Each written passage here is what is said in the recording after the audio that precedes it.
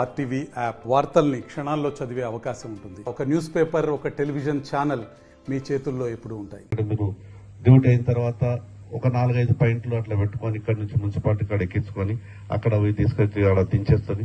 దాని తర్వాత ఇంకొక 10 మంది 15 మంది ఉంటే ఇంకొక దగ్గర దించేస్తుంది. పొద్దున తీసుకొచ్చేటప్పుడు కూడా ఆ రకంగానే ఒక 20 మంది లేబర్లు ఒక దగ్గర జమ ఉంటే మిమ్మల్ని ఎక్కించుకొని మున్సిపాలిటీ దగ్గరకు వచ్చే విధంగా ఒక బస్సు మొట్టమొదటి పన్ను తను గెలిచాంటే మీ అందరికి ఒక బస్సు ఇప్పించే ప్రయత్నం మున్సిపాలిటీకి చేస్తుంది.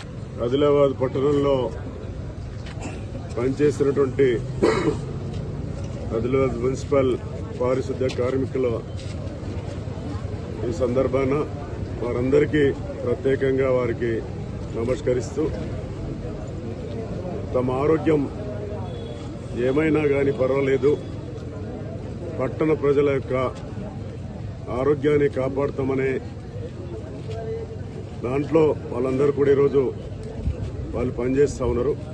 వారికి ప్రత్యేకంగా చేతులెత్తి నమస్కరిస్తూ ఈరోజు వారికి సక్రమంగా జీతాలు రానటువంటి పరిస్థితుల్లో చాలని జీతాలు ఇస్తున్నటువంటి పరిస్థితుల్లో మరి భారతీయ జనతా పార్టీ స్థానికమైనటువంటి కౌన్సిలర్స్ అదే మాదిరిగా శాసనసభ్యులు వారి విషయాల పట్ల మరి ప్రభుత్వ దృష్టికి ఆ రోజు డిమాండ్ చేసినటువంటి విషయం చాలా మంది కౌన్సిలర్స్ పైన, కార్యకర్తలపైన, నాయకులపైన ఈరోజు వారిపైన కేసులు కూడా కావడం జరిగింది.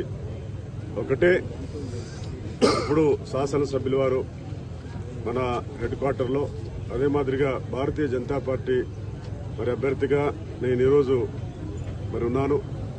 మరి దేశంలో మొట్టమొదటిసారిగా నరేంద్ర మోడీ గారు ఎక్కడికి వెళ్ళినా మరి పారిశుద్ధ్య కార్మికులతోటి వారితో ముచ్చటించడమే కాకుండా వాళ్ళ కాళ్ళు కడగడమే కాకుండా వాళ్ళతో భోజనాలు కూడా చేసినటువంటి దృశ్యాలు చూడడం. ఎందుకంటే ఈ దేశం స్వచ్ఛంగా మరి పరిశుభ్రంగా ఉంటుంది అనంటే మరి పారిశుద్ధ్య కార్మికుల యొక్క అది గొప్పతనమే, వారు చేసినటువంటి కష్టమే.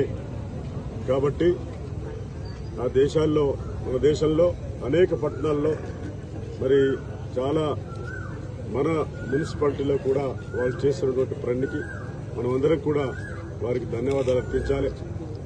అదే మాదిరిగా వారికి న్యాయంగా హక్కుగా రావాల్సినటువంటి మరి జీతాల విషయంలో కావచ్చు, లేకపోతే వారికి ఉండడానికి ఇళ్ల విషయంలో కావచ్చు, లేకపోతే జాగాల విషయంలో కావచ్చు, తప్పకుండా భారతీయ జనతా పార్టీ పక్షాన